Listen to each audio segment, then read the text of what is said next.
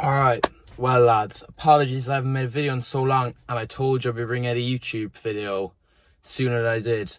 I have been distracted with the reels and Clash Royale, I should say that, in my free time. I haven't been focusing on making videos, but I will get back to it. But also I'd like to add online coaching. I'd say obviously it takes a while to set up, so hopefully over the next year I'll get that set up at some point as well. But some of you lot who are always in my DMs asking why I don't do it. And I've kind of decided I have two options. I can either, there's no teens competitions in Ireland until I'm not a teen anymore and I turn 20. So I won't be competing in teens and whatever I do. But I kind of have two options. I can either do muscle contest, which is in Limerick on its own in May, and I'll still be a teenager competing in a junior category. I don't know, is that something cool to do, to be still competing as a teenager in a bodybuilding competition? Obviously, natural, like a test a comp. Or I could wait until like October. I could do the World National Bodybuilding Federation, the other muscle contests on the other side of the year, and the MBFI, so pretty much the National Bodybuilding Federation Ireland. So I could do 3 shows. They're like back to back in like a month. But the negatives to that is it's a longer wait, obviously. I'm going to have to wait another few months to prep or compete. I will be 20 by then, so I'll be a true junior competing in junior categories. Oh yeah, because the one in May, the muscle contest one, it's only junior categories, so I'd still be a teen competing in juniors. And I'd have to start prepping to the start of summer. And I don't know, man. I don't want to be focused on my diet and stuff in summer. I don't mind January to May, whatever. But that's a bit. I'll decide and get back to you. I'm not going to do any foreign shows anyway for my first time round. If I do another junior competition, the second round when I'm like 23, obviously I know you probably think I'm spoofing now, talking about a second row of competitions since I haven't competed. But if I do compete and I do a second row of competitions just before I turn, or was it 23 and up for juniors, I could look at abroad at that point, because I might be at a physique standpoint at that point where I could win foreign shows, hopefully. But you've clicked on the video not for this at all. It's to hear about anterior, posterior, and how to set up full body. So I'm going to be giving you my breakthrough on that. So basically, for anterior, posterior, for recoverable volume, Jesus Christ, barely get that out, I would say 4 sets of chest. You can spread that out whatever way you want. Have at least 1 incline and 1 mid. And you don't have to do lower. Like, I know some people who rather do 2 sets of incline, then 2 sets of flat. Or some people who'd rather do a set of incline, 2 sets of flat, and then swing like a decline, like a TNF pullover like that. Or kind of like a decline press. You don't have to do 1 set of lower chest. What I do is about 2 sets incline press, 2 sets of pec decks. That's 2 sets for my upper chest and my mid pec. And then I also do 1 set of like pretty much like a, I don't know, sorry, the car isn't long enough now, like a pullover where I go like that from behind my head, obviously with a straight arm, but against the really lengthened position. Obviously for chest, even if you're going really lengthened, that would be a bit more pec than tricep. And if you kept your arms straight, that'd be more tricep. But I do pretty much a tricep pullover from my long head, but I'm also getting a decent amount of lower chest stimulus. So I kind of count that as my 1 set towards the lower pec, since it's probably being stimulated to a degree already in my pec deck and my mid chest fly. So I'd advise 4 or 5 sets of chest, alright? Pretty much for any of these chest, shoulders, triceps, adductors, quads and abs, put them at the point in the session where it's your strong point to the weak. So like start with your weak point to your strong point. And maybe abs either have at the end or the start, depending on how much you want to focus on them. And then the rest of the exercises, start with your weakest and go to your strongest last. So obviously for me, I'm starting with chest. And what I do then is I break up after my 4 sets of chest. I do a leg extension for 2 sets. So I kind of break up my upper body work with my lower body work, which is the way I really like to run anterior. I think you can recover really easily then going very fresh into all your sets.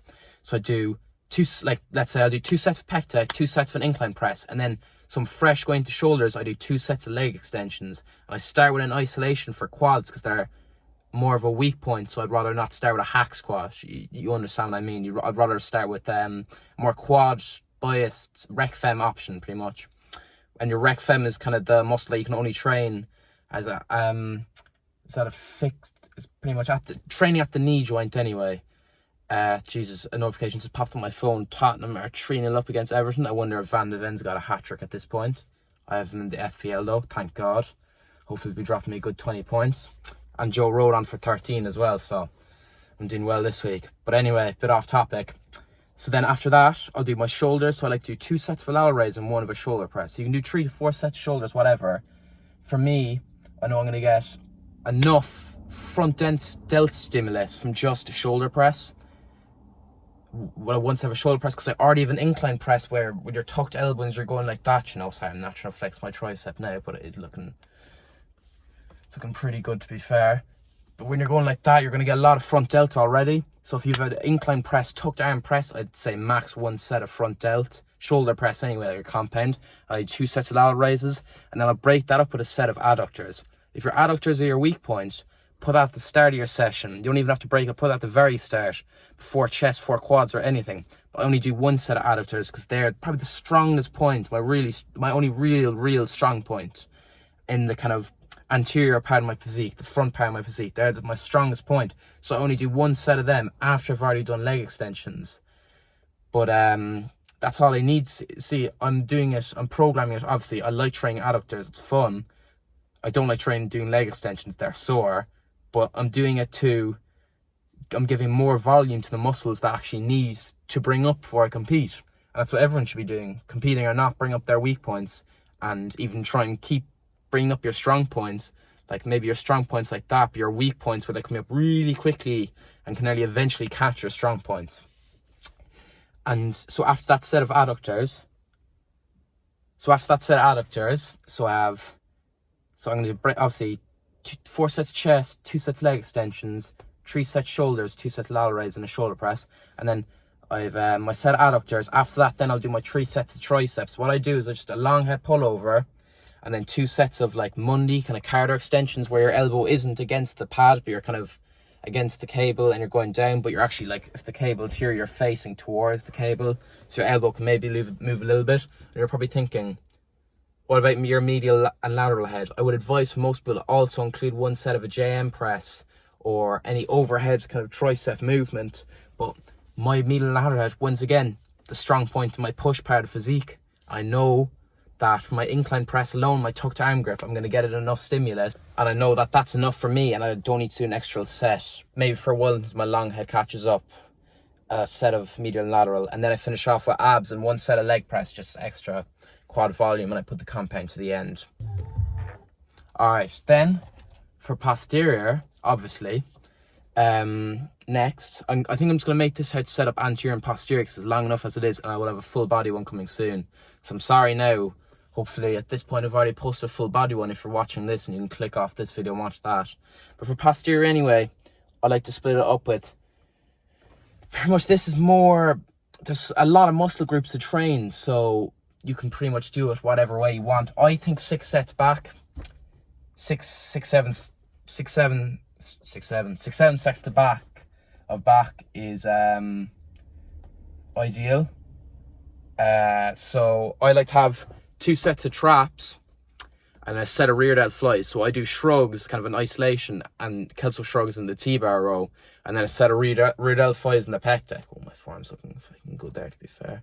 It was just in the sauna in the Marlek and UCC, so that's why I'm looking, hopefully, fairly pumped enough. Anyway, so like about that many sets of back, I'm not even going to repeat the number, because I'm going to start making myself laugh like a child.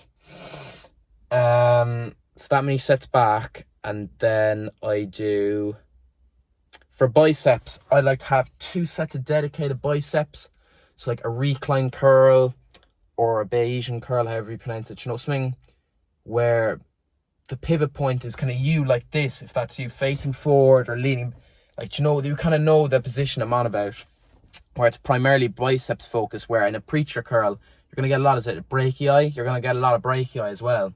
So I like to have 2 sets of a primary focus bicep movement, a set of a preacher curl for the brachii, and then an elbow flexor movement, like a, geez, looks like I'm trying to jack off, like with a cuff on my elbow here, so like a short range of motion hammer curl with a cuff, a single arm cuff. So I do 4 sets of that, pretty much for back. And then for the lats, wide grip, pull down, keen flaps, whatever. 2 sets of lower lat, 2 sets of upper lat, any like close grip cable row, sagittal flaps, if I can pull over anything, just 2 sets lower and 2 sets upper lats. Pretty simple, I'd say. And a lot of you know this already. And then what else we have? So we've hamstrings.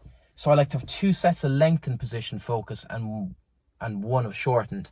And you might think, obviously, your shortened is going to recover. It's going to, generate less fatigue than your lengthened. But man, your hamstrings do benefit from stretch-mediated hypertrophy, as far as I know. Some might pull up a study and disprove me. But what I do is, I know it sounds weird, but I do 2 different exercises for lengthened position. So I do 1 set of a seated ham curl, leaning over, got a good stretch. I'm not trying to sound like Dr. Mike. Get a good stretch, and so I do a single leg seated hamstring curl. I do 1 set of a hyperextension as well, because I enjoy hyperextensions. Fucking loading up fucking billion plates in front of you and bringing it up to you and back down, like with a fixed leg point, so it's more straight leg points, it's more hamstring than glutes. Oh man, there's nothing that getting up to like 5-6 plates on that is just feels unreal. And then you see Trell Bankston do 8 or 9 plates of it, or like probably 10 at this point, maybe even. You wouldn't know what him. You go on TikTok and you see boys doing 10 plate hyperextensions, and it makes your day worse.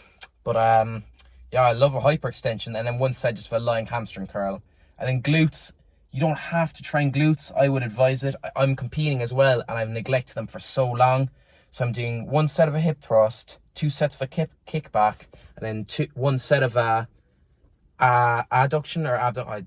So your adductors are in, so your abduction is out. Yeah, 1 set of abduction on the adductor machine. You know what I mean?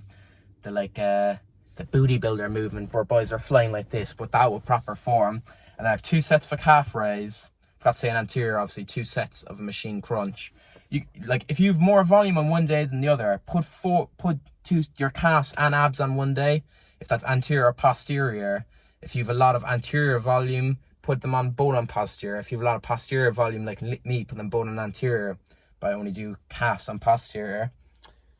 I hope you understand what I mean. So 6-7 sets back, you're kind of 3 set bicep, 1 set forearm, 4 glute, 3 hamstring. Am I missing anything else? So you got on your back, you got your biceps, your forearms, say the real delt, your traps, your lats, your rectors, you'll get in a hyperextension, glutes, calf raise, all that good stuff. Yeah, I don't think I'm forgetting anything, but pretty much stick to that volume, put them at the point of the session where they're your weak point or strong point, etc. And look, just 2 days on, 1 day off. That's how I prefer to run it. Or if you've some days that are very busy and some that aren't, based off a 7-day week, run some days where it's like, so 2 days rest and 2 days on, and then 2 days on, 1 day off, 2 days on, 2 days off. You need to base off a 7-day week.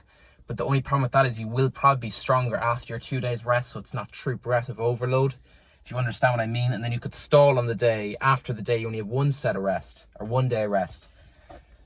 But obviously if you're very busy with work, that's what you need to do.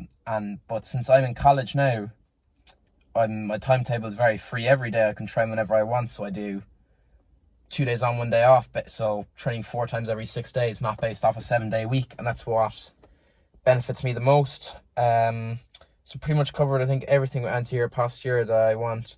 Oh yeah, I'd like to add 2 things. Your adductor, you hear a lot of people talking about adductor overlap.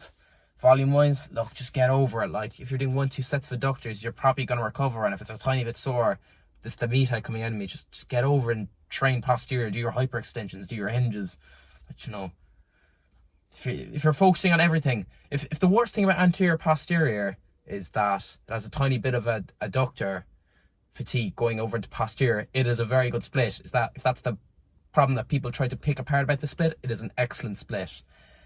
And also start with posterior and then go to anterior if you want to. If you're posterior, if your back and biceps and hamstrings are weaker,